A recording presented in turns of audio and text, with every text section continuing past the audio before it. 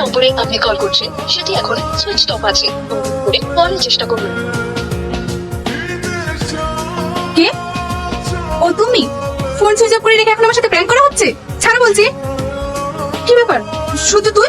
রোহন কোথায়? রোহন, ওর কাজটা তো ছিল তোকে এখানে অব্দি পৌঁছে দেওয়া, বাকি কাজটা তো করবো আমি। কি কি বলতে চাইছিস তুই? যেটা আমি ভালোবেসে তোর কাছ থেকে পাইনি, আজ সেটাই তোর কাছ থেকে আমি জোর করে চিনিয়ে নেবো। দেখ সূর্য, তুই কিন্তু আমার সাথে এরকম করতে পারিস না। আমি কিন্তু থানায় কমপ্লেন করবো। কি কি কি? থানায় কমপ্লেন করবি? সেই সুযোগটাই তো তোকে আমি দেবো না। আয় আমার সাথে। দিনের পর থেকে আমরা মাম্পির আর কোনো খোঁজ পাইনি। আর ওই ঘটনার 2 মাস পর সূর্য জলে ডুবে মারা যায়। এবার বুঝতে পারলাম মাম্পির আত্মা তোমার প্রতি এত আসক্ত কেন।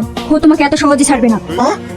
তাহলে এখন উপায়? উপায় একটাই আছে, সামনে মঙ্গলবার হচ্ছে অমাবস্যা। অমাবস্যার আগে যেভাবে হোক আপনার ছেলের বিয়ে দিতে হবে, নাহলে কিন্তু আপনার ছেলের অনেক বড় ক্ষতি হয়ে যেতে পারে।